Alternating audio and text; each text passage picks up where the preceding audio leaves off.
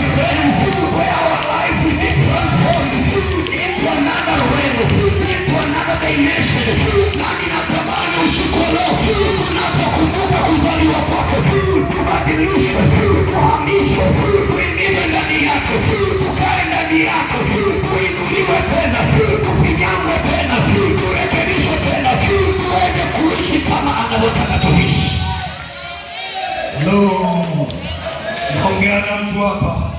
Nasema naongea na mtu hapa. Nasema naongea na mtu hapa. Ndio maana Biblia yako inakuambia kwamba inakuambia kwamba kwa maana aliyeko ndani yetu ni mkuu kuliko aliye kwenye nini? Kwenye mazingira. Maana yake hatupasi kuogopa jambo lolote. Maana yake tuliyembeba ni mkuu kuliko vyote tunavyoviona duniani. Maana yake kumbe tulio na Kristo, we are more than conqueror. We like to say we are more than conqueror. Lakini nataka nikwambie, we are more than the word conqueror itself. Naongea na watu wanaonielewa. Kwa sababu gani nasema tu ni zaidi hapo? Kwa sababu sisi tuliyembeba alishashinda mpaka mauti. Maana aliuliza mauti, where is your power? Death, where is your power? Anauliza kitabu cha Warumi, anaiangalia mauti, anasema kuwa wapi kushinda kwako ee mauti? Maana mauti imenetwa na uzima. Maana tunayemtumikia ana nguvu hata ya vile tunavyoogopa. Ana uwezo dhidi ya mauti. Mauti inamwogopa, inamkutia, inampisha njia. Kaburi inajaribu kuzuia, lakini isiweze. Jamani, tunamtumikia yeye asiyezuilika.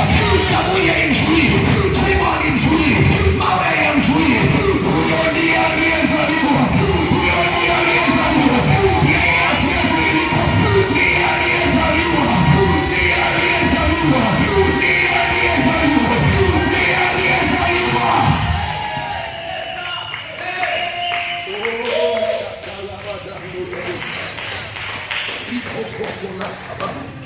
Elisha le kunta la baha aiko yamai riso la kabagande yeketeria ma belisha le koria manta ya kabagando ya bosaya rahuseliaka lehusha kaya namo ikoria manda ya bosai kale lahusha ka yekukapai le bregedia rahusalia belisha le kunta le bregedia.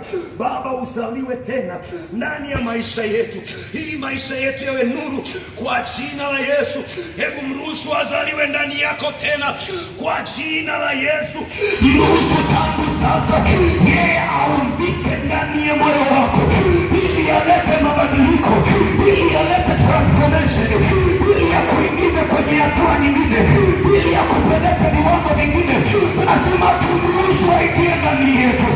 Anapoingia ndani yetu, yeye atatuondoa kuta mbele yetu, yeye ataondoa vizuizi mbele yetu, na tutashangaa tumeanza kutembea kama watoto wa mfalme, tumeanza kutembea kama masimba.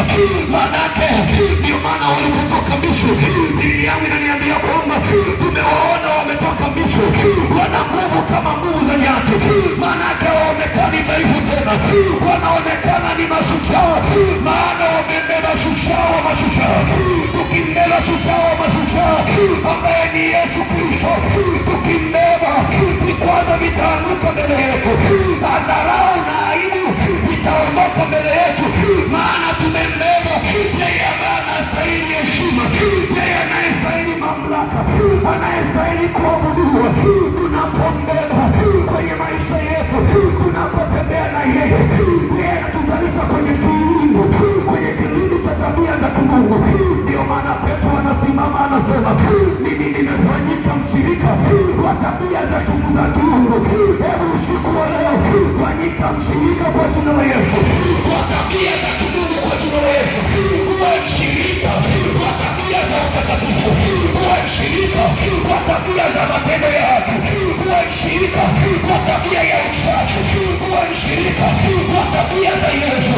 Fanyika, fanyika, fanyika. Nasema fanyika, fanyika. Nasema fanyika. This is your time. This is your time. This is your time.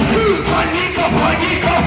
Rabaganda Rabakoria, Elisha lepepedia, Irapakota leba, Elisha mekaya lebo. Kuna mtu anafanyika tena, kuna mtu ameprisho, anaumika ndani yako, kuna mtu ambaye, kuna mbegu nyingine inaumika ndani yako. Rabashagaba, Irabakalia mai, Elisha lepepedia,